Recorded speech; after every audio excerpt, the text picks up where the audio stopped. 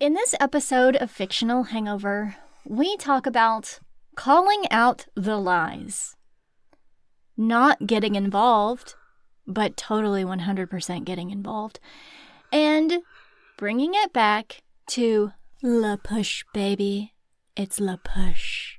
In our discussion of Every Day by David Levithan.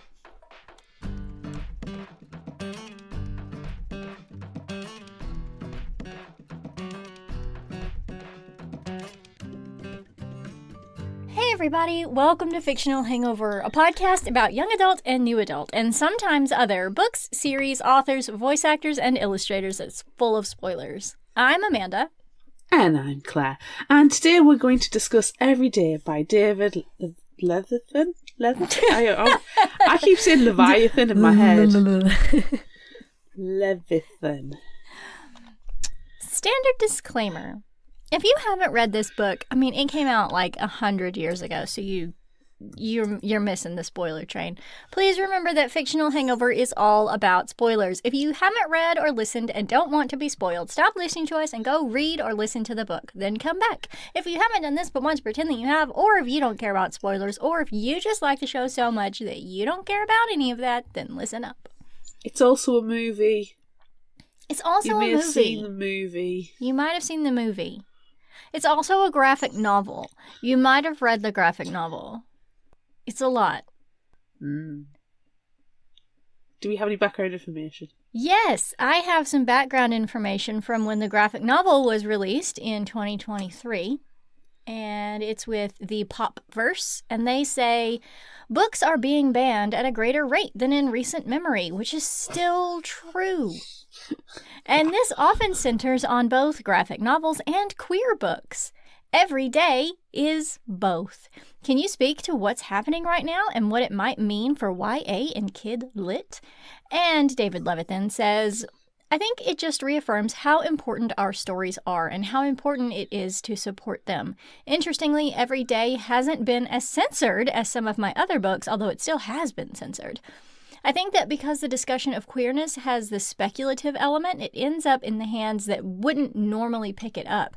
Saying this character is non-binary might cause some alarm in some people. But say this character literally changes bodies every day, suddenly it's not as scary because it's not as real, even though the identities explored within it are. I think at a time when our books are being challenged, we have to keep finding all kinds of ways to tell our stories and to reach the readers who need them, and that is very true. Can we just stop there then? Yes. No, we have to talk about it. But I actually agree with something that David Levithan's wrote. Yes. Or said, at least. Yeah. Which might give you some indication to my initial thoughts. Yeah? You want to say them out loud? Yeah, I'm going to say it out loud. I'm not just going to say it. I'm going to sing it. Okay. Fuck this book! Oh. I really wanted to like it. And I tried really hard. You did. You get an really A++ for effort. You really, really did. Like, you took me down off a ledge. I don't hate it as much as you do, but that's not... viscerally hate this book. But that's not saying much. Because there are a lot of things that I do like about it. But then my skills are very much screwed in the negative. Some things that are... I'm just going to put a warning now and say, prepare for a Claire rant. They're real bad. It's likely going to happen. Yeah. Yeah. Okay, let's just get into it. Okay. A wakes in the body of a 16-year-old, but they're used to that. They wake in a different 16-year-old body every day, but they always keep their own memories and know facts about the body they are inhabiting, but not feelings. Today's body is called Justin, and he seems like an utter douchebag. He has a girlfriend, Rhiannon, and A falls for her instantly. This is like the fastest case of insta-love I think I have ever experienced. You get whiplash. It's so quick. Yeah, I think it's so fast.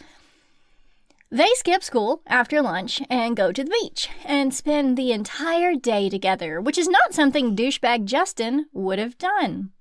A makes a connection with Rhiannon and learns stories about her life that douchebag Justin wouldn't care about. A doesn't want the day to end, but knows that not sleeping won't stop them from being ripped from their current body and shifting into the next one. They go home from the beach, and A sends himself Rhiannon's email address from Justin's email and then writes a note to Justin in his own douchebag handwriting telling him to remember that he loves Rhiannon. Several days passed. Each day is different. A is a girl whose brother gets in trouble for drugs. A is a guy who plays soccer. The next day, A wakes as a girl, Amy, who doesn't live very far from Rhiannon. So instead of going to school, A goes to Rhiannon's school and pretends that their family is moving there and they're checking the school out. They get Rhiannon to spend the entire day with them, with Justin looking on douchebaggedly. At the end of the school day, they walk together through the car parking lot, and A asks Rhiannon to tell them something they've never told anyone, pretending it's something quirky Amy does. Rhiannon tried to piece her own ear when she was 10, but passed out.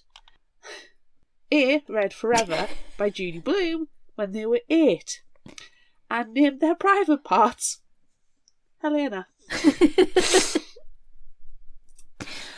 Of course. The next day, A is in the body of a drug addict and reads a book to avoid leaving their room and taking more drugs. They pee in a bottle. The next day, in another body called Nathan, A checks Justin's email and their own and goes to a party that Justin and therefore Rhiannon might be at that is hours away from Nathan's home. A, as Nathan, pretends to be gay and dances with Rhiannon and trashes her seemingly shitty relationship. They trade emails and hope they can meet up again later. On the drive home from the party, A realizes they won't get home by Nathan's curfew. So instead of calling home and at least telling Nathan's parents where he is, A falls asleep on the side of the road in Nathan's car, leaving him stranded to deal with whatever will happen to him and shifting into another body. A wakes in another body and sends an email to Rhiannon from a new email address A made, pretending to be Nathan. They make plans to meet up, but A says it might be weird. The next day, in another body, they meet. A tries to explain, and Rhiannon kind of believes, especially when A tells her things that they could only know if they were with her, like stories from the beach and the quirky Amy secret and the gay Nathan story. Unfortunately, real Nathan has told the police and his family that he was possessed by a demon, and his story is picking up traction.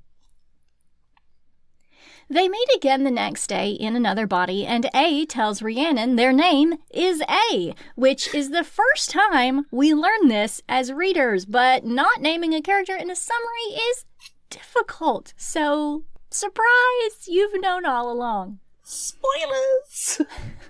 They chose this name when they were a kid, learning the alphabet. They learned the letter A, and that became their name. I mean, it could have been apple or ball, aardvark, duck, apple, any word that you learn as a small child. egg, dust. They explain their life, shifting from body to body every single day, being afraid to go to sleep when they were little because it meant that they had to say goodbye. They thought everything was normal, but obviously they were wrong. They explain how to tell a good life from a bad one, and that they know they are in love with Rhiannon, and that Justin is not. Rhiannon doesn't believe that. How could A love her? A doesn't even know anyone for more than one day. Well, A has now known her for several days, and like 5 different bodies. So, it must be love. Meanwhile, Nathan is trying to get others who have been possessed to contact him. He's also been emailing A because A accidentally didn't log out of their email when they were Nathan. A is ignoring him. A wakes the next day thinking they're in the same body as the day before, but no, that's impossible. A is in that body's twin. A emails Rhiannon, but she doesn't reply. A thinks about responding to Nathan and finally decides to tell him the devil is not responsible for what happened and that he needs to think of other possibilities. A also says they are not involved and Nathan must be mistaken. The next chapter, I want to go ahead and just insert a trigger warning here for suicidal ideation. So if you want to skip over this for the next little bit or so, we don't blame you. A's next body, Kelsey, suffers from depression and bullying. All A thinks about is Rhiannon, but their thoughts get clouded over with darkness. After school, A finds and reads a journal belonging to Kelsey in which she describes all the ways she could end her life. On the last page, she has given herself a deadline. A emails Rhiannon and tells her everything going on, and Rhiannon comes over. There's also emails from Nathan getting a reverend involved to discover the identity of his demon.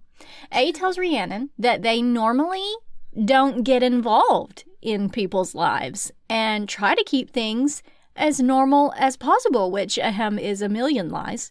Bullshit. And this is where Amanda's rage kicked in. I was liking it up to this point. I was handling it.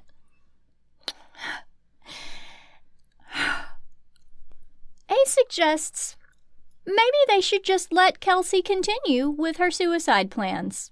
Fuck you. Fuck you. Fuck you. Fuck you. A kisses Rhiannon, and she's weirded out by it because 1, suicidal ideation, and 2, A is in a different body and feels different, and 3, A is currently a girl. They decide to have Kelsey tell her dad and demand that he help her tomorrow, no matter what fight she puts up. Maybe we just let her do it. I don't like to get in the middle of what people are doing. I don't like to change their lives, even though I do. So maybe we should just let her go ahead and kill herself. Full of lies. Full of rage. Lies. Bullshit. Lies. Bullshit. Bullshit. Bullshit. Lies. Okay. The next day, A is in the body of a cute gay boy, Hugo, and is going to a pride parade with his boyfriend. A checks their email, sees tabloids about Nathan's demonic possession, and that it's spreading, and then A invites Rhiannon to join them at the parade and spends the day, the boy's anniversary, looking for her. It's not good for Hugo's life. Rhiannon was unable to attend because she had some things to do, and Nathan wants A to prove they're not the devil. But you see, A's not getting involved in people's lives. No. They're just being normal and just getting on with bullshit. Yep. A wakes up as Ashley next, a super hot black girl, and spends the day with Rhiannon. They picnic and talk about their lives. Rhiannon's in the same body, A's life every day. They fight about love, and A wants to prove that Justin is a douchebag, so they go to dinner that night. A, as Ashley, flirts with Justin and tries to hook up with him when Rhiannon goes to the bathroom, but Justin doesn't go along with it and says no. A tries to persuade him, but then Rhiannon comes back and says that she doesn't want to do this anymore. Justin kisses Rhiannon, and they leave. Several days and bodies pass, but there are no emails from Rhiannon. A worries that they've messed up. Yeah, you think? One day, A sees Nathan at school and realises that they used to be friends, but now everyone is treating Nathan like some sort of weirdo pariah. A, as AJ, sits with his old friend and asks him how he's doing and what's going on. Like, really going on. Not just what he's read in the blogs and seen in interviews and stuff. Nathan believes that he truly was demon-possessed, but he's prepared for it next time, if it should happen again. A wants to prove to Nathan that they're not a demon, but decides not to, even though, this is the perfect freaking opportunity to do so and put somebody's mind at ease. But you know what? It's not self-serving, so why is he going to bother? A checks out some stories on a website set up by the Reverend and sees lots of stories that are clearly drug addicts or criminals pretending they were demon-possessed to explain away things they have done. But then they see a story that sounds an awful lot what A thinks happens when they take over a body for a day. Except that's in a state where they have never been before. Ooh. Oh, something interesting's actually happened. Don't worry. We'll never talk about it again. A wakes in none other than Rhiannon's body. Whoa. A doesn't want to take advantage of her and would never have chosen this. So they go through the day accessing as few memories as possible so as not to take anything from Rhiannon she wouldn't give.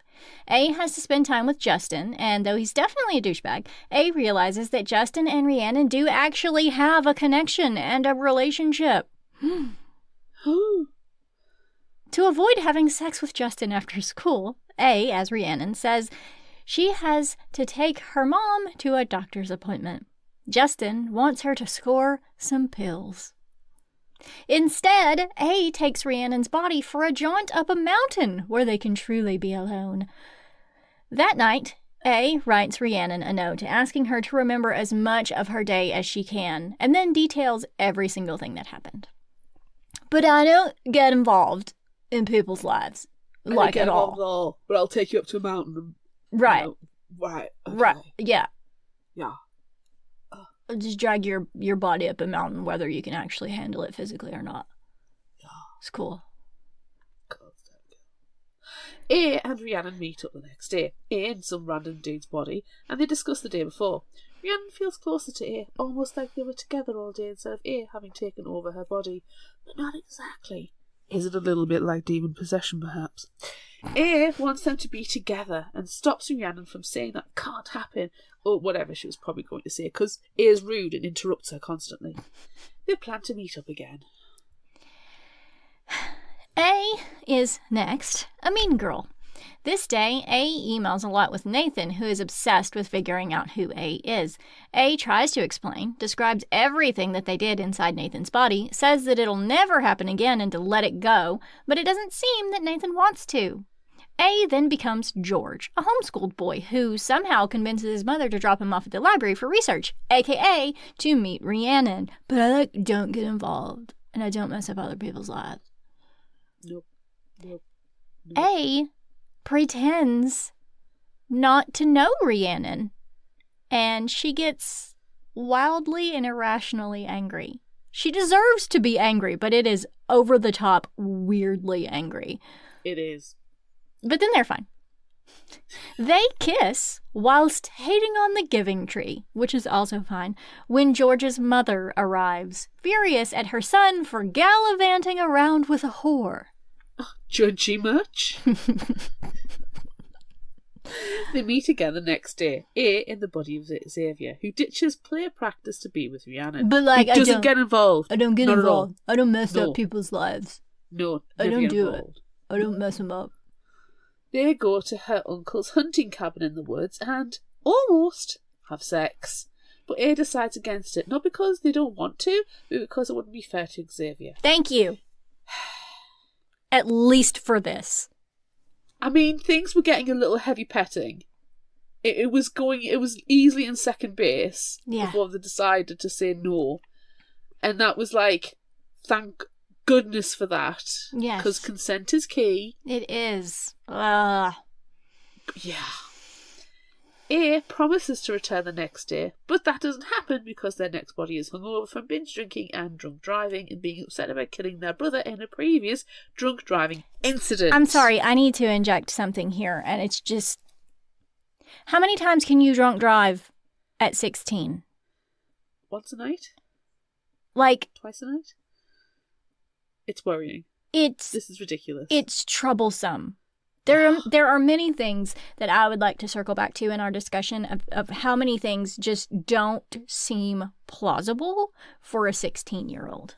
This is one of them. That's discounting some kind of weird demon possession entity going body from body. Yeah. Let's look at the real world. Yeah, yes. That's fine. Okay. Fine. Okay. Right, so this body doesn't get to contact Rhiannon, and it feels bad about breaking their promise. A wakes as Michael, a grungy metalhead, who is about to go to Hawaii with his family for his sister's wedding. But A can't go. A leaves a note for Michael's family that he'll still be at the wedding in a few days, and then leaves to get to Rhiannon. When A arrives at her school, she skips a softball game to meet up in the gym.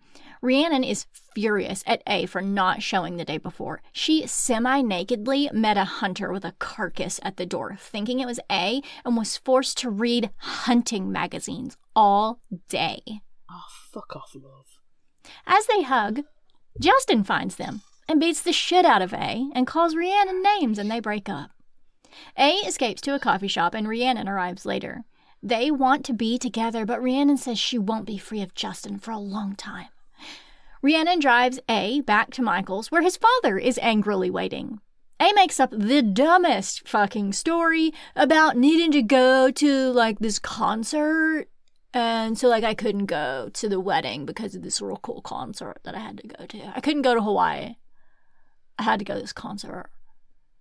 But then everything seems okay after that. Bullshit. I don't get involved. I don't mess up people's lives. Don't get involved. Don't get involved. Don't mess up anybody's life. Don't get involved. And do you know what? This poor guy... He's just had the literal shit beaten out of him. Yeah, so A isn't suffering from the beating. Michael will be suffering from the beating. Michael will be suffering from being left from this bullshit excuse of a concert. Michael is going to have to suffer the consequences of missing, and his father going to Hawaii, which were probably very expensive tickets. Yeah, but we missed our flight. Don't get involved. We're just going to buy more plane tickets because that's something that most people can just do and afford. It's fine. It's fine. Don't get involved. Right. A is Vic, assigned female at birth, but now handsomely living his best life with support of family and friends, blows off school and tests and drives 3 hours to meet Rhiannon. Rhiannon doesn't even know what it means, referring to Vic, and constantly misgenders him. A feels kind of at home in this body because their real identity changes every day. Rhiannon questions if it's fair for A to keep basically ruining everyone else's days, kidnapping people just to be with her. But they love each other, so they have to figure it out. Bullshit! Rhiannon makes sure Vic makes it back home in time for his date with a girl named Dawn. Vic and Dawn kiss, and A says Rhiannon's name, but then explains it away by talking about the song. It's a good thing Dawn is okay with Vic being so quirky. That's a really good song, though. Okay, that's fine. I mean, it's not okay what you've done. No, the song's fine. That's it. I love Fleetwood Mac, so it's good. It's good. It's a good song. As long as the song's good. But everything else, don't get involved. No, everything's normal. Don't get involved. I don't mess up anybody's lives ever. A goes to a funeral the next day and cries. The end. It's not for the grandfather in the coffin, but for jealousy. What? No one is gonna know when A dies. A will have no body. No one will mourn A, except for Rhiannon, because she's the only person who knows A exists. Oh, she'll get over you very quickly. A doesn't see Rhiannon until the next day, but it isn't a good day because A is in a body called Finn, who is overweight. The day with Rhiannon doesn't go well. We'll leave it at that and skip over all the fat shaming because it's horrible. Rage. It's horrible. It's one of the worst chapters in any book I have ever read. Flames. Burning flames in my mind. So bad. Oh, God. Okay. Rhiannon wants to meet the following day, and A, as Lisa, meets her in a park. Rhiannon tells A she loves them, but can't have a relationship with them because she'll never get to wake up next to them and can't even tell her friends about them, and they can't meet her parents. She loves A, and A loves her, but it's not going to work out. A has a plan for them to move to New York City, thinking that with so many people who live there, they would never have to travel far to be together again. They could grow up together, get an apartment that A sneaks out of every night, and probably isn't able to pay any rent or bills for. No. Rhiannon says that won't work. She wants to stay in A's life, but wants to wait a few days before they speak again. Lonely, A reaches out to Nathan, the only other person who knows about them, who has sent lots of emails. They meet, and A explains everything. Nathan seems to take it all well enough, I guess, and asks to meet the next day, too. A agrees and is able to go to Nathan's house, where the Reverend is waiting. Oh, shit. The Reverend is like A, and taunts A with knowledge that they can stay in bodies longer than just one day. But everything is very menacing, so A pretends to have been attacked by the Reverend, hoping that Nathan is a good guy. He is, and comes to A's rescue, helping A leave. A thinks that maybe they should have stayed a little longer to learn a little more. Later, they read through blog posts, wondering which stories are real and which are the Reverend baiting them. They also wonder about what would happen if they did stay in one body longer. What would happen to the other person? Or like A bloody cares. Because I don't do anything. I don't change anything. I don't interfere. I don't interfere. I don't interfere with life. Everything's the same. I just leave it all the same. Yeah. Yeah, okay. Right. A spends the next day with a lovely girlfriend and realises that they can never have that with Rhiannon. They do go to Rhiannon's school, but only stare at her longingly for a little bit, which I kind of got Twilight vibes from. But not in a good way. But not in a good way. No, Twilight good, this bad. Which then is saying something. Oh, God. Then they go back to their girlfriend with lots of treats, and they go on a date. A asks the girlfriend if she would still be in love if they woke up every day in a different body. That's the wrong question to ask. The right question is always, would you still love me if I was a worm? Yeah, that's the question. That's good. Exactly. Oh, look, it's a worm. Be a worm. But as a worm, I don't do anything. I don't interfere. I don't interfere with your life, even though I'm a worm on a stick. Oh, God. I don't even know if Twilight is making this better. I don't know either. I'm thinking about it in the background just because, you know. I need it. Sorry. The girlfriend proclaims that yes, she would, even if they were green with dog-sized armpit hair. What the fuck? A is very sad when they go to bed that night. And you can tell by the laughing, I don't care. The next day, they are too sad to do anything. Wah! The next day, they get an email from Rhiannon, who wants to meet up but is afraid to because she loves A, but knows A will always have to leave. I'm so sorry. Don't worry, we're almost done. I think I've got hysterical. We're almost done. We're almost there. A wakes one day in the perfect body. Alexander has loving parents who are going out of town for their anniversary. No significant other. Good friends. Lots of guitars.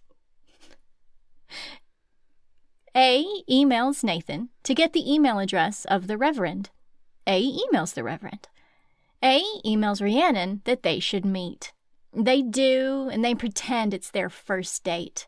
They have coffee, they talk about books, they go to the grocery store, they make up stories on every aisle. They cook dinner together and eat it in a tree house.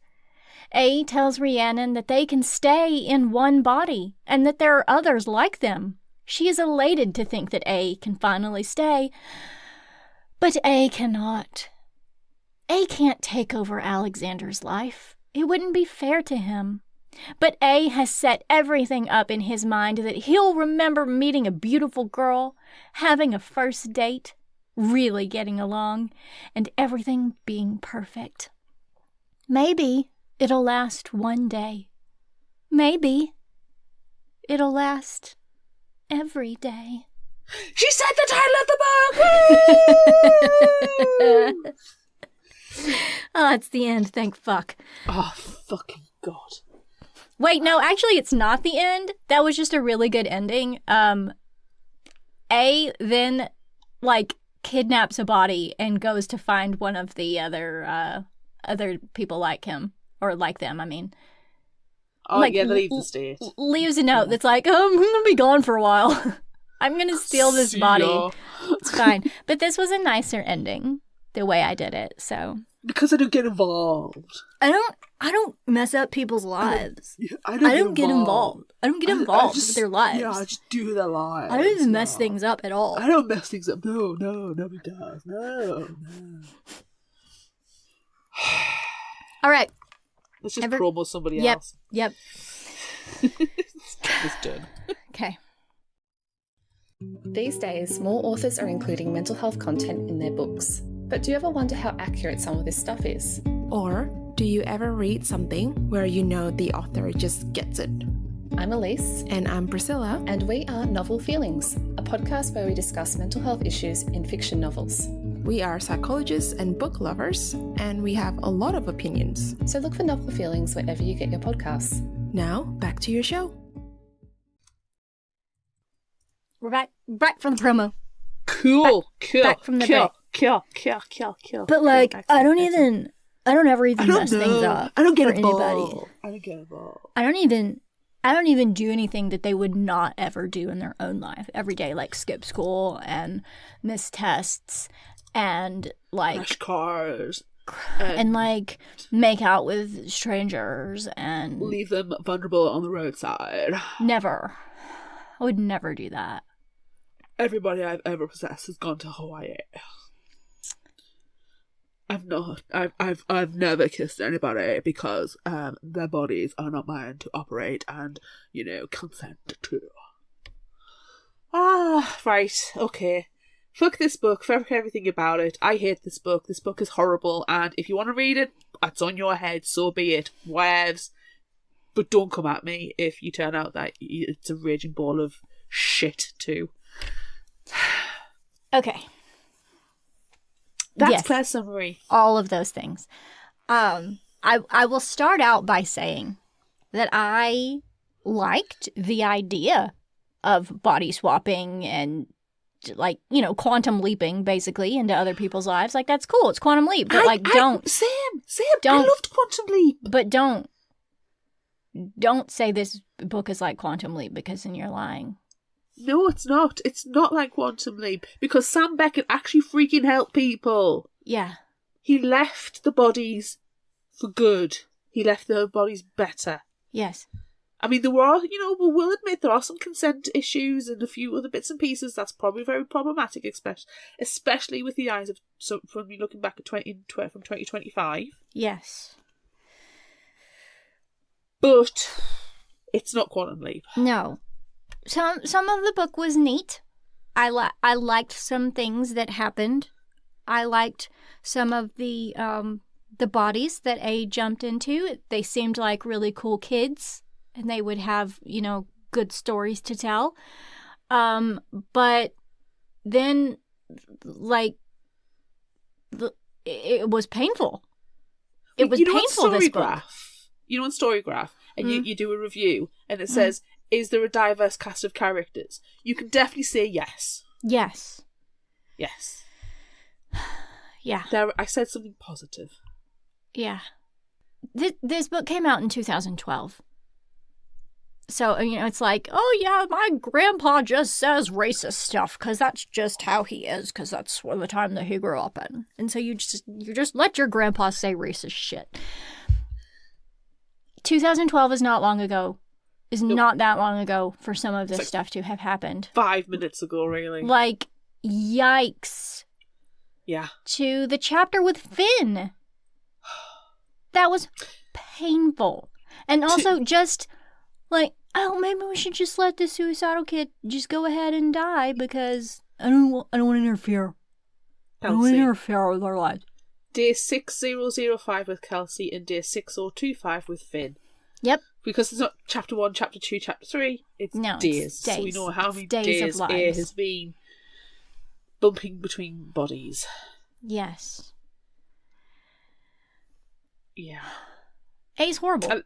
I hated it. I was listening to the audiobook. It's a very quick audiobook. It's a very quick, it's quote unquote a quick win if you want to, tick off a book challenge if you're doing if you're counting numbers. It's a very quick win. I mean, you have to suffer it, but it's quick. And I got to this before you did, so I couldn't text you about it. I know, I'm really sorry about that. No, it's fine. It's fine. So I was texting the hubby. And he was raging along with me. I'm sorry. I tried to let him read the Finn chapter, day 6025, and Finn was the fat shaming chapter. He couldn't get past the first page. He was wanting to rage so badly. I wouldn't even let him touch the Kelsey chapter at all. I wouldn't let him go near that one. No. I checked out the graphic novel from the library, and I haven't read it all yet, but I did check out Finn's Day, and Finn's Day is 3 pages. Finn is drawn as a larger character, but there's no like, oh man, I smell so bad because I'm so fat, and I'm so lazy because I'm so fat, and I can't even get up. Like, it was horrible. But the graphic novel, he's just sad and doesn't feel like he's just not having a good day. And then it's over. Thank God. It's like 12 panels, and that's the end of that chapter. I think the graphic novel illustrator was probably like, whoa, fuck, not gonna do that. I hope so. I really Let's hope so. fix this. I mean, at Let's one fix point this. They say it's a 2XL t-shirt he puts on. And I'll be honest, I have to wear XL or do 2XL t-shirts. Are you sure it was 2? I thought it was 5. It might be 5. I don't know, but I wear like XL or 2XL because my boobs are of a substantial nature. So if I'm going to put t-shirts on, I have to go big because otherwise they just don't fit around the bubs and it's very uncomfortable. So yeah, the shaming was just so bad. It was bad. And it was the way that he even got Rhiannon, he's like, wasn't even wanting to touch Finn's hand when they're at the cinema. Yeah, they're like, oh, we're sitting next to each other at the movie theater, but I'm so fat that I have to scoot over another seat. Like, Jesus Christ, man. It's disgusting. Fuck. It was upsetting. It was frustrating. It was angry making. It made me really angry. And like and with Kelsey as well. Like, you just want to leave this poor person who's suffering to suffer by themselves when you have the power to do something about it. I mean, we're not saying be a cape-wearing superhero. You're not Superman. You're not Spider-Man. You're not. But you have it within your power to have done the basics of what you did, which was telling the father. Okay, that also really bothered me because they wrote a note to the dad or something, saying, you got to help me, but you got to help me tomorrow. You got to help me tomorrow, not today, where I could physically take Kelsey to a hospital and say, hey, you don't even have to say anything. Just be like, here's my notebook. Yeah. Put it in the hands of a grown-up, and the grown-up will help you. The hospital grown-up will help you. But no, you got to help me tomorrow because I got to spend the rest of my day today with Rhiannon. Yeah. It's you could physically help this kid. But no, I can't. I can't because I have to spend every last waking moment with Rhiannon. It's not freaking possible. And you know, when they're talking about, oh, well, we could go to New York City, we could get an apartment together and we could live together, like, and then I just come back every day in a different body. No, you can't. You can't, because the body you have has responsibilities, has a life. Just, you know, I'll just skip work. I'll just skip out on my family. You can't do that. You have no right or authority to take somebody out of their life for a day and probably fuck it up. If you don't know, I mean, you can access the memories, but he doesn't bother doing that. Sorry, the A barely does that. Bothers with the person's memories only when it really, really, really important. Which I suppose that's fine, because it means that you're not raping their mind. Comes to mind. Yeah, it feels like. Yeah. I don't think that's too harsh to say, because it's invasive. You have not got the consent to do so. You are accessing information that you should not have access to. Yeah. And you don't know what the circumstances of that person's life is. If you were in that situation, you were in New York and you were trying to share your life with Rhiannon, but you skip out of work for this person and they miss work and they get fired, and they've got a family that they've got to support because that they've got a family with a sick parent, and they've already skipped out of work twice before to take the parents to hospital, because let's face it, the American care system is rubbish when it comes to healthcare. You don't have leniency. It's rubbish when it comes to a lot of things. Well, exactly. You don't have a lot of rights when it comes to a lot of things. So there's not going to be a lot of forgiveness in a lot of employers when you have to take a family member to the doctors. Yeah. When there's no other option. But because you've decided, me to spend the day with Rhiannon and go to the park for a picnic is more important than that person's responsibilities. What was if the person was a doctor? You wouldn't be able to do that job. I can't go and, do a surgery today because... No. But then it's a heart transplant that's actually scheduled for the day. That person's been waiting years for that, for a heart. It's today or not. And you're like, I can't do it. So it doesn't happen. That's two people who are going to be suffering. Yeah. It's horrible. It's horrible. And I know that A is only 16 at this point. But it doesn't also make sense. It doesn't make sense. No. What is A? Never answered. What would happen if A dies in a body? If the body A is in dies, what happens? Don't know. What happens when A is older and there's nobody within this weird magical radius that apparently they can jump into, and they can't jump into anybody at that time? If A was to survive until they were 90-year-old, there's not going to be a lot of 90-year-olds in rural Missouri or something. Yeah. Or they're going to have to make sure they're in a old people's home at that point. Again, you're not going to have a lot of people at that age. No. What are the rules? Like, it says at one point that they cannot force memories, but then forces memories. Yeah, they just do. There's like, I can't do that, and then they just do. Yeah, it's not like they learn it or practice it. It's just like, I can't do it, and then I've done it. Poor Nathan. Nathan has had a mental breakdown, a mental crisis, theologically fucked by this entire thing, has been made a pariah, and you're just like, you turn over what you possess, but you went, fuck you. What the hell? It's bad. Honestly, why? The concept of the book is sound. Yes. The execution is derogatory. Yes. It's poorly executed. Yes. It's nonsensical. It's insulting. It is. To the reader. It is. And to the characters. It's painful, yeah. Like, I was very curious about where did A come from? How does A exist? I wish that we had gotten to know some of that stuff instead of just reading about A constantly fucking up everyone's life. And stalking Rhiannon.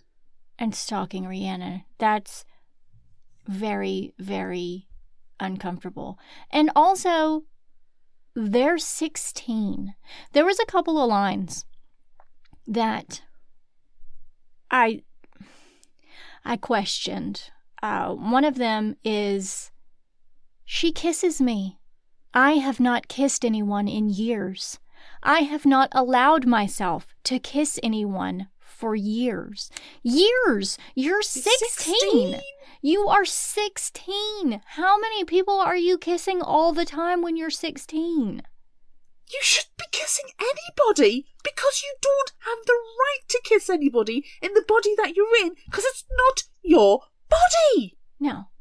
And that even implies the fact that the 16, they jump into somebody who's of the same age as them, that they've been doing it since they were younger. So that tells me that they've been in situations that it's illegal. There's abuse, there's statutory rape. You can't think about it. You can't think about it too long. It gets real bad. Show. It is a horror show. Okay, and then how about this one? Okay, well, lately it's like you're always in a rush. Like, we have sex, but we're not really intimate. And I don't mind. I mean, it's fun. Having lots of sex at 16. Okay. But you're not even intimate anymore. You're 16. You do not know what intimacy is at 16. You are a child. It is legal in the UK to have sex when you're 16, but is it legal in the state that you're in? I think all of this is also okay here. But there's still a question mark. There's still a question mark. And how long have they been having sex for? Right? Is Justin older than 16? Because we're getting into creepy realms there as well. I don't know. That also bothers me. And that, like, everyone's driving around all over the place and you're 16. Like, drink driving. How long have you been 16? Because that's the legal driving age. Like, and they're all drink driving anywhere. It hurts. It doesn't make sense. It hurts. Why 16? Why did we choose 16 as the age of the main character in this? It would have been better if they were older. I'm not saying 20s. I'm saying 18, perhaps. Yeah. Not saying that any of this would be, good. No. If you were 18, it would be less horrifying. 20, but it would. Because right now, I'm blown away at the implications of just these two quotes you've pulled out. Mm-hmm. The implications are scary. Yeah. Also, the drunk driving chapter, which I did not pull a direct quote from for that one, but the kid in that one was 16 and drunk driving, so they were hungover all that day, and it just ruined Rhiannon's day because I was stuck at home with a hangover. This kid is 16. They've already murdered their brother in a drunk driving accident at 16, and you're drunk driving again. I'm thinking and like that time it wasn't even A. That was the person before. A woke up in like. But what is this kid doing at 16? But this is when A has the responsibility of having all of this knowledge and being able to access all this information, which they obviously do, to get this person some help. They obviously have an alcohol problem. But like they had an alcohol problem, then they murdered the brother drink driving. And then they've got a worse alcohol problem because they're a murderer. But I don't get involved. I don't do anything. I don't get involved. I'm not intrusive. I don't get involved. You get involved. Stop being a hypocritical liar. Stop it. You're a lying liar that lies. And I'm sick of it. Stop it. Just stop it. Stop it. Hate it. A is 1000% a villain. And A is one of the most horriblest villains I've read about in a long, long time. And we read stuff where people eviscerate other people. Yep. And will try and psychologically damage other people. Yep. It is disgusting. Yeah, he's probably one of the worst characters that I've ever read in my entire life. Yeah. I genuinely, hand on heart, cannot give you a redeeming feature about this book other than it's short. Yeah. I refuse. I 1000% refuse to watch the movie just as a comparison. I checked. In the UK, it's available on Amazon, but it's to rent or buy. I am not wasting money watching this trash. And even if it was free, I'm not wasting my time watching this trash, because my time, my eyeballs, and my sensibility is worth much more than this shit. I genuinely hate this book. I've never felt so much rage from a book since we read After. And we all know how much I freaking hate that book. But at least, like, different wait, at least that was funny. Yes, we hilariously hated that one. This one, we just... I can't find anything even funny. I find it so problematic. Yeah. It's unbelievable. At least with After, especially in retrospect, I just remember walking home from uni, going to the metro station, and standing in the middle of Newcastle city centre, listening to it, and rage typing my thoughts for you, swearing my head off. And I was getting a couple of funny looks, but let's face this is Newcastle. You don't get a lot of funny looks for swearing your head off. Love you, Geordies. But yeah, that's basically what happened. But with this, I was listening to it at work, and I wanted to pick my phone up and throw it across the room. Yeah. I hated it so much. A colleague next to us kept going, "Claire, are you okay?" And when I kept saying, "Fucking motherfucker," and going, "Consent! Consent!" Arrgh! I mean, not only is kissing and getting physical with people, you do not know what the sexual limits are, what the any kind of physical limits are of this person, or even accessing what that body's preferences are. Yeah. And the one when he's in an openly gay relationship, he screws that person over. I know, and it was their anniversary, and that was so. But I don't get involved, Amanda. I don't interfere. I feel like I've said enough. Ugh. Yeah, I don't. There's no favorite character. That's not a thing that exists in this book. Exist. And I mean, my surprise is like, it's just that A was like, I never mess up anybody's life, and then they proceed to mess up every single life that they jump into. Every single one. I never mess up anybody's life. My surprise. I don't do it.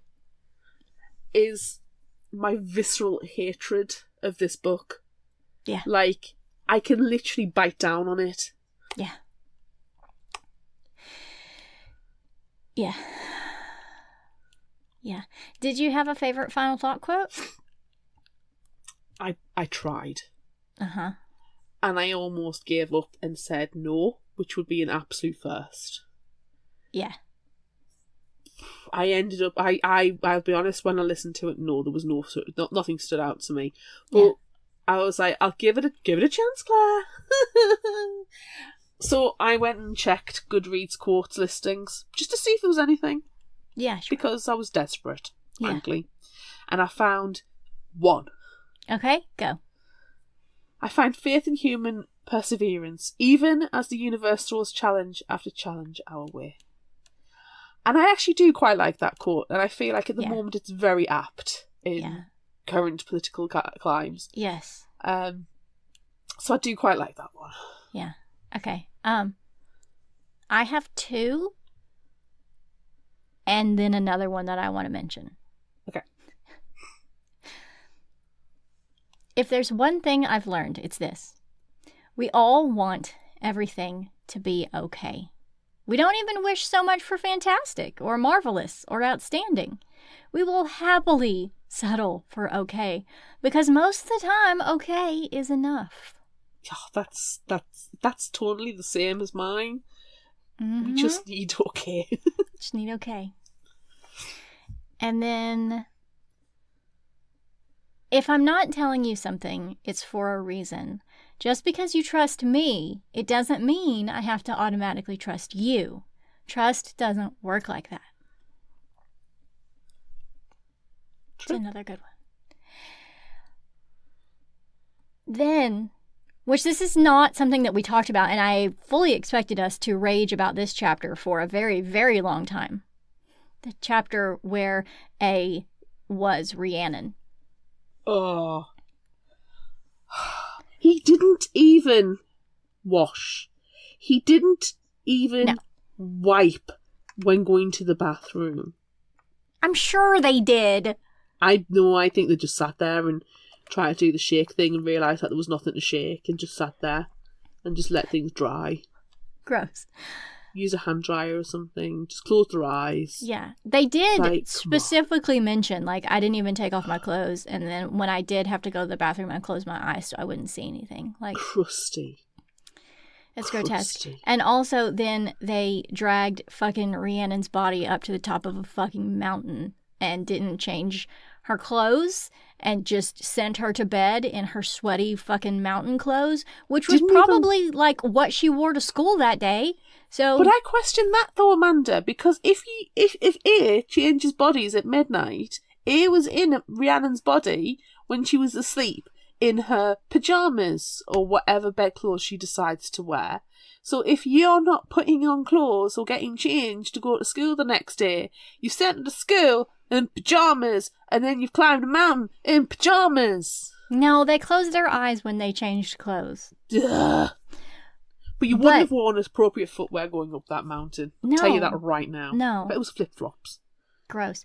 But this quote is from that chapter, and this just brings us back to another time in fictional Hangover history. It's just going to cement how A is a villain. I don't know. Go for it. Brushing her hair is already too intimate. Oh, hair brushing, Vampire Bill. No. Cease and desist. I insist you cease and desist, woman. Oh. Should we play Would You Rather now? Oh, God, let's do this. Can I just tell everyone? It's fucking hard. Okay? It's hard. It's hard to come up with questions. It's hard. This one in particular. Some just come forth. This one was just, would you rather? Punishment. I don't care. I don't care. Would you rather? Don't care. Don't care. Right. Nope. So, pew, pew, pew. Oh, pew, pew, pew, pew, pew, pew. Ninja. It's picnic time. Yay, let's go for a date. And we're going to have either a beach picnic or a treehouse picnic. Well, on Facebook, 66% of you are going to have a beach picnic. On Instagram, 56% are going to have a beach picnic. And on YouTube, because, you could do polls on YouTube, 70% are going to have a beach picnic. We have comments. Claire on Facebook said, this is completely weather dependent, but beach if it's nice weather. The sound of sea lapping. Also, would need to be quiet beach. Treehouse means climbing. I don't know, I googled some tree houses and some bloody nice tree houses that don't require a lot of climbing. Yeah. Katrina on Facebook says, I love the idea of going to the beach until I'm there and sand is getting everywhere. I actually have a memory of eating something at the beach as a kid and my teeth just crunching through sand. Ugh, give me the treehouse, please. And then I like the conversation between Katrina and Claire because they are sisters about going to Blackpool, and that's probably where the beach thing happened, and then summers at Grandma's. It was very nice. Yeah. Coral on Facebook said, I love the beach! On a nice sunny warm day with a good beach chair and a drink with umbrella in it sounds like a good time, but I might drop the date and pick up a book instead. You have a book date, Coral, on the beach. Love it. I love it. A book date. Emily on Facebook said, I would go with the beach because I love the water and I try to get a nice tan. Plus, there are a ton of date ideas that involve a beach, like kayaking. Oh, it's very active. Yeah, but Drew. it's fun. Not with my butt. Drew on Facebook said, I'm here to get cozy in the treehouse and read some books. Glim Glam Jen on Instagram says, treehouse all the way. Sand is my mortal enemy. Nothing good can come when sand is involved. Except possibly glass. I feel like there's an Anakin Skywalker floating around here somewhere. I hate sand. Insert Anakin Skywalker walking across the screen.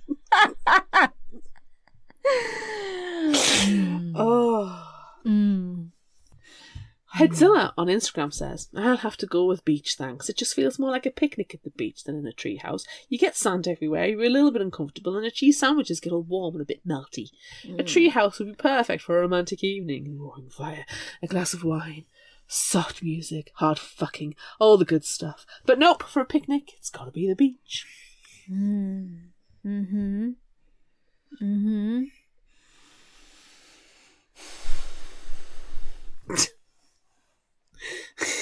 What are you going to pick? I'm going to pick the beach. I'm not. Yeah? I'm not. I don't mind a beach. I mean, I live in a coastal city.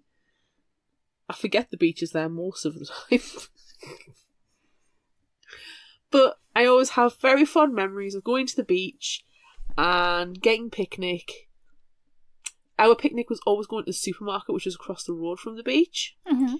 And then they have like a salad bar and stuff, so you just fill the salad. Fill your pot with all the nice salady stuff, and then grab a drink and a couple of other bits and pieces, like sweet treats, and then go to the beach and sit and eat them there. And that was quite nice. I always enjoyed doing that. Or you'd go to it was literally called Hole in the Wall Chippy. Because it was just a wall with a hole in it. And behind it was the chippy. And you got your tray of chips. And you're walking along, and you'd get that spray of sand.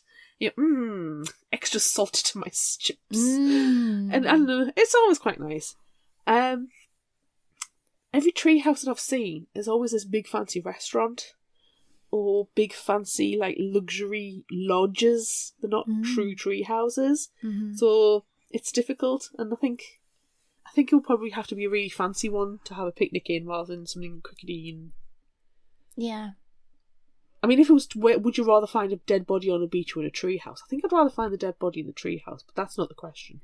Right, that's not the question. So where are you having your picnic? I think I'm probably going to go for the beach as well. I do love the idea of a treehouse, but then I think you got to climb up the rope ladder to get into the treehouse. Not the ones I've seen. They're very fancy. Yeah. Well, I think I'm still going to go to the beach. I'm probably not going to go to a sandy beach, though. I prefer a rocky, pebbly beach. Ooh. Yeah. Like La Push. La Push, baby. La Push, baby. It's La Push. It's La Push. I want to go there again. I've never been to La Push. Except in the movies. Yeah. Got to bring it back to Twilight again. It's our happy place. Always. It really is. Okay.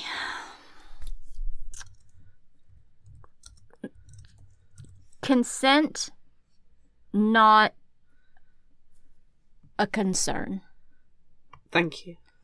Would you rather live a day without accessing your body's memories, or remember everything you can?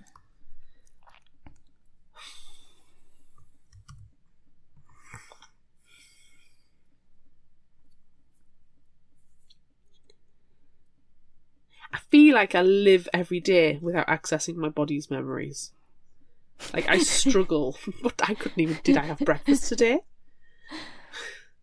I forget I'm drinking a cup of coffee while I'm drinking a cup of coffee. So I'm going to live a day without accessing my body's memories. Okay. Because, yeah, that is life. Remember everything you can is 3 o'clock in the morning for me. So I do both of these just at different times. One is daylight hours, one is nighttime hours. Okay. So I'm going to choose daylight hours, which is not accessing the body's memories, rather than remember everything. Because they inevitably, I remember that thing I did when I was 12 years old and I regret. Yeah, of course. Yeah. Yeah. I am going to assume that I am jumping between bodies, quantum leap style, and that there's something that I have to solve or some way that I have to help. So I'm going to access as many memories as I can so I can help the person and do the right thing. That's quantum leaping it.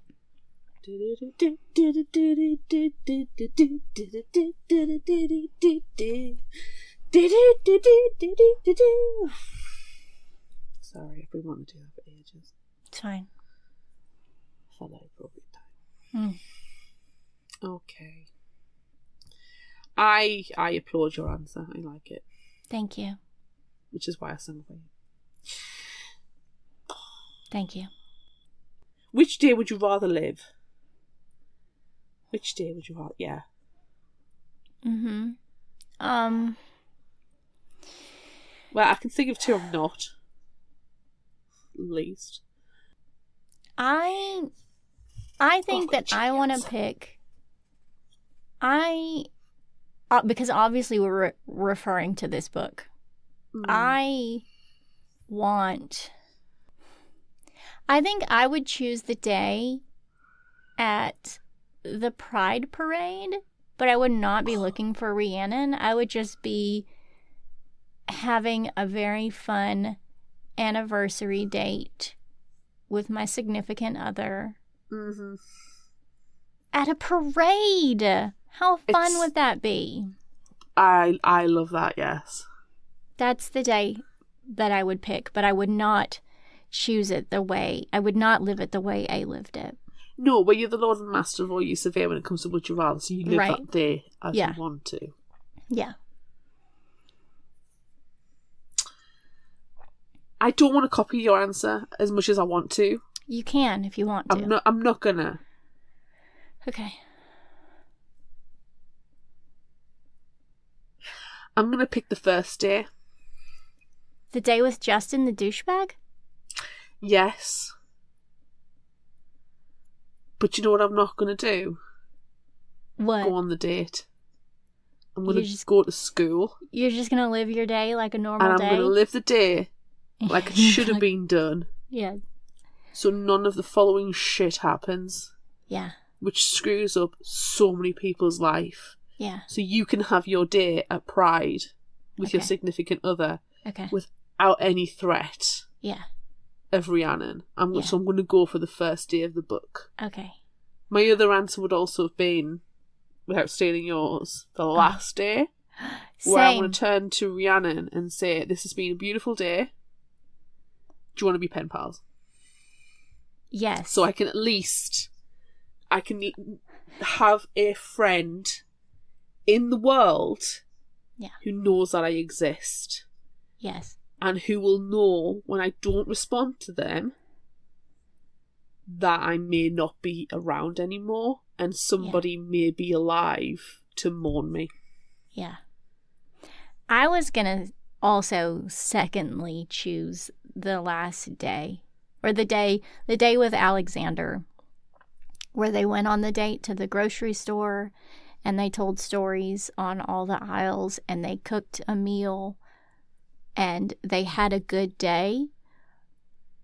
But I would not have done this setting everything up to convince Alexander that you've fallen in love with this girl because you've picked out the perfect dude bro for your girl to like, oh, this guy's handsome. He's got so many guitars. So he's going to be a real cool dude. I don't think Rhiannon's He's got an superficial. inflatable couch. I don't think Rhiannon seems that superficial that so many guitars and an inflatable couch is what's going to win over her. Yeah. So that day was also good, but then you think about why A did that, and why. Don't think about A. Don't. No, my last day. Yeah, go to the supermarket, get the meals, have a conversation, but it's not to win Rhiannon over. It's to finish having a connection with a human being and to then say, I just need somebody in this world to know that I exist, so I'm just a little less lonely as I go from person to person and can't make those continued connections. Yeah. I have you. So, I mean, that's the thing. A goes to the funeral and starts crying because they're jealous. Yeah, gross. This is your opportunity to create that lasting friendship with somebody who actually gives a damn. Yeah. And if you don't make contact with them, they will know. You know, if you say you don't hear from me for 3 days, then assume the worst. If you don't hear from me for a month, assume the worst and mourn me. Yeah. Because that's the only way A is going to have that. But they screwed it over because, like everything else, don't get involved. I don't interfere. No, you interfered. You screwed things over. And you're going to... I don't know what's going to happen. Drink, drive and kill yourself at age 16 by the looks of it. Going by this demographic. Okay. Right, sorry. Moving on. Next question? What's my t-shirt say? I'm just going to point out what my t-shirt says. Yes. It's a wonderful Fictional Hangover t-shirt. It really and it is. says, kill them all. Yeah. It was appropriate. Okay. Okay, what about this question? Would you rather tell Rhiannon the truth or tell Nathan the truth? Nathan. You screwed Nathan over and he deserves the truth. Yeah. Be a decent whatever you are. Yeah. Yeah. Cool. I agree. I'm going to tell Nathan the truth. And they had the perfect opportunity to tell Nathan the truth. They Multiple sat times. across from them in the cafeteria and could have said, I'm the person that was in your body, and this is only going to last for a day, and I'm going to answer all your questions right now, because you'll never see me again after tomorrow, probably, unless I stalk you. Yeah. Stood up as well and said, I believe you, Nathan. Yes. So they're a little less lonely. Yeah. And A should know a lot about that. Yeah. But he's a selfish son of a bitch. Son of a... Anywho. Last would you rather, and then we never have to think about this ever again. Yes. Would you rather take over someone's life like the Reverend or continue jumping like A seemingly does? I would love to know more about this and what this means. Yes, the interesting part that was glossed over and never revisited. Yes. I think... I mean, honestly, I would probably continue jumping and I would quantum leap it and do the right thing and help people. But I don't know. What happens with the Reverend? Like, can you jump into the body of a person who is, you know, like in a vegetative state? Their brain is dead. They don't have any family. Their family has given them up. Can you jump into that person? This is like the host. It's the host. Mm. It's the host. Mm. So you have this body that has, you know, died or whatever. And you're going to take over that body. You're going to host it. And what happens to the person whose body you've taken over? It's never really clearly... No, where is that person's brain? Where is that person's mind while A is in there? Yeah. And if you are permanently in somebody's brain, body, whatever, like the Reverend, do they stay there? What happens? Did they become a jumping thing? Yeah, do they escape and they jump out? I don't know. Mm-hmm. I don't know, Claire, because that was not written into this story. This had the potential of being a really interesting sci-fi story. Yes. But instead, it's a story about how somebody doesn't give a shit about anybody else apart from themselves, who doesn't care about consent except one time, doesn't want to help people, and is just a selfish, stalkery, creepy son of a bitch. Yes.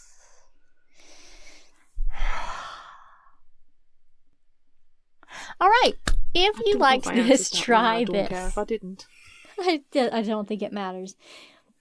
If you liked this, try this. And or alternatively, if you hated this, read this instead. It might be better.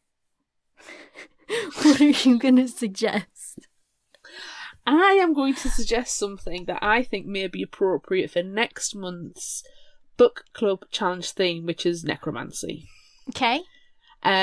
Because fuck this book and anything related to this book. Sure, yes. If you want to read a better book about bodies, then read what we talked about last week, which is This Body's Not Big Enough for the Both of Us. Yes. By Edgar Contero, because that book was book was beyond 5 stars. Yes. This book doesn't even rate. It's not on the scale. Yeah. That book is brilliant. Yeah. I'm still thinking about it. Yeah, it's a good one. Yeah. So this is one, because next month, March, it's Necromancy Month. Yay! Yay for Necromancy Month.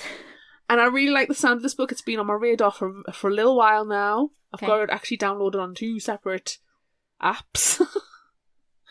It looks like a nice short one as well. It's not even a 7-hour audiobook. So, and I think it might be appropriate. Okay. And it's called Brick, Dust and Bone by M.R. Fournette.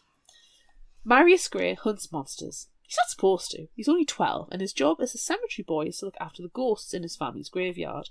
He should be tending to these ghosts and, of course, going to school to learn how to live between worlds without getting into trouble. But Marius has an expensive goal.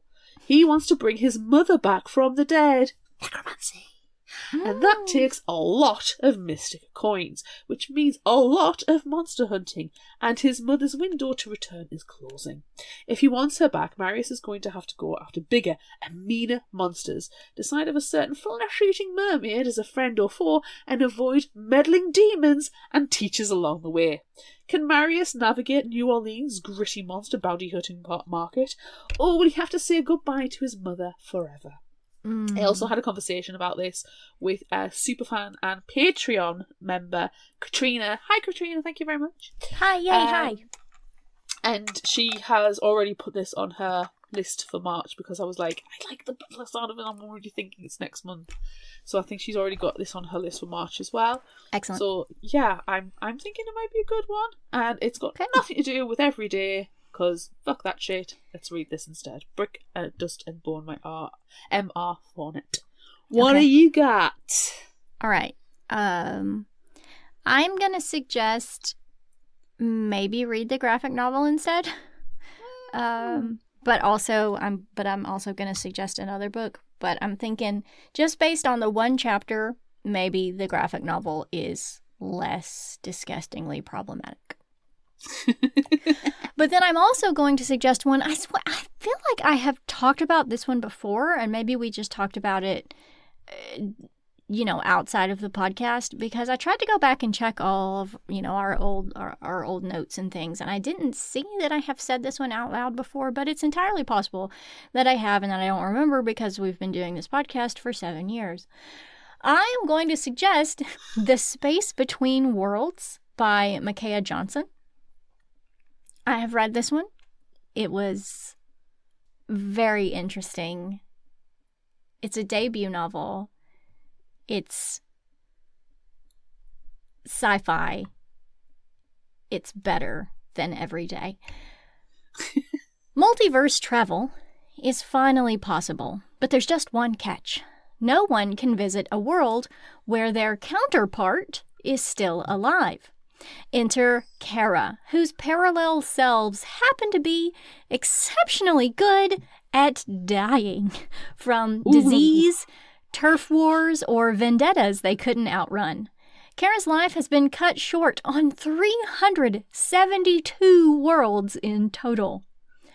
On this Earth, however, Kara has survived, identified as an outlier and therefore a perfect candidate for multiverse travel. Kara is plucked from the dirt of the wastelands. Now she has a nice apartment on the lower levels of the wealthy and walled-off Wiley City. She works and shamelessly flirts with her enticing yet aloof handler, Dell, as the two women collect off-world data for the Eldridge Institute. She even occasionally leaves the city to visit her family in the wastes, though she struggles to feel at home in either place. So, as long as she can keep her head down and avoid trouble, Kara is on a sure path to citizenship and security. But trouble finds Kara when one of her 8 remaining doppelgangers dies under mysterious circumstances, plunging her into a new world with an old secret. What she discovers will connect her past and her future in ways she could have never imagined, and reveal her own role in a plot that endangers not just her world, but the entire multiverse. Ooh. So this one, it is not body jumping, it's Universe jumping. Universe jumping. Madness. Multiverse of madness and I will doppelgangers accept that. and other versions of your same body. I like that better than what we've just read. Yes, it's better. It's better than what we've just read. So is a cereal box.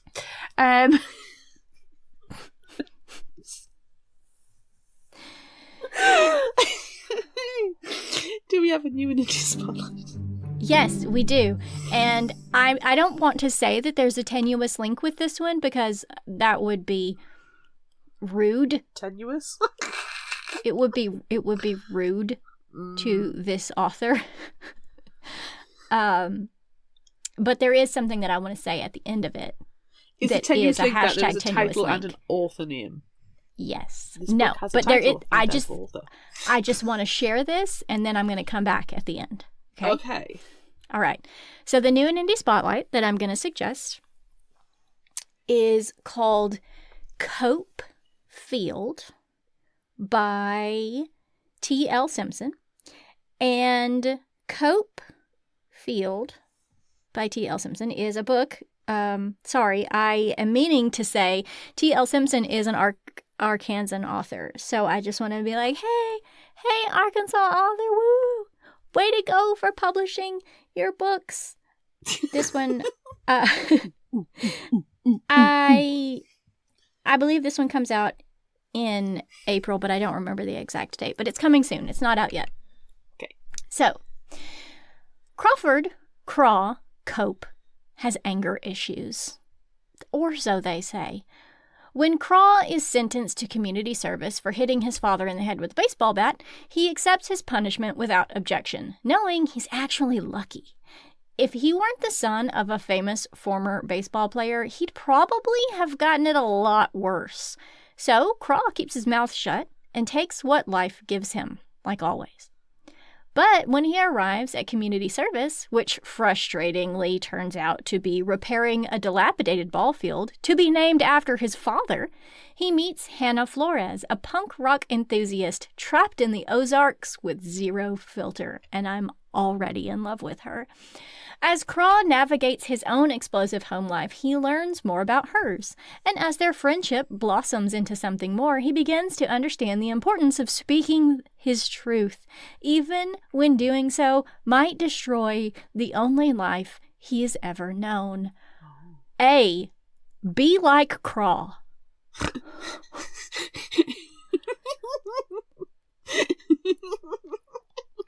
This kid is 1,000 times better than A. And I haven't even read this book, and I know this. I know this to be true. Dennis the Menace is better.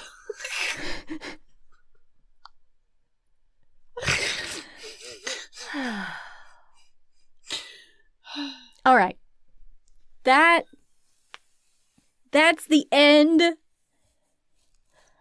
of this episode. Ah, do you know what? Do you know what? I will say before you finish closing, as much as I freaking hate the book, which you might not have got that, I was subtle. I was very subtle. But as much as I might have hated this book, I did enjoy talking about it with you. Same. I had a really shitty day, and I was just expecting to get home from work. And this stupid fucking book to talk about. But you know what? It's going to be good because I'm talking about it with my best friend. Exactly. All right. Oh, let's never do this book again. Never. Okay. Never Close us again. out, please, Amanda. Yes. All right. That's it for this episode of Fictional Hangover. I'm Amanda. And I'm Claire. Join us next time as we discuss The Rook by Daniel O'Malley. Look out for our Would You Rather polls and monthly challenges on social media. Don't forget about our book club on Discord. Be sure to visit our shop on Redbubble at fictionalhangover.redbubble.com for all your favorite Fictional Hangover themed merchandise, and become a patron of ours on Patreon at patreon.com/fictionalhangover. Until next time, remember, the only cure for a fictional hangover is another book.